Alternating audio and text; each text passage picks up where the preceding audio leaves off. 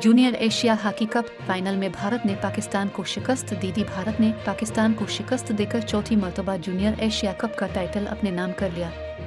Oman के शहर सलाला में होने वाले जूनियर एशिया हॉकी कप के फाइनल मैच में भारत ने पहले क्वार्टर के 13 मिनट में उनविदबीर सिंह ने मजबूत आगाज किया। 20 मिनट में अरिजीत सिंह ने भारतीय टीम को 2-0 कर दिया। हाफ टाइम में हिंदुस्तान का स्कोर 2-0 पर था, लेकिन पाकिस्तान ने मुकाबला किया। तीसरे क्वार्टर में बशारत अली ने पाकिस्तान के लिए एक गोल किया। पाकिस्तान ने चौथे क्वार्टर में भी पेनाल्टी कॉर्नर पर गोल करने के बहुत से मौके हासिल किए, लेकिन कामयाब न हो सके। भारतीय जूनियर हॉकी टीम ने पाकिस्तान को 1-2 से शिकस्त दी। भारत ने चौथी मर्तबा जूनियर एशिया कप का टाइटल अपने नाम किया है।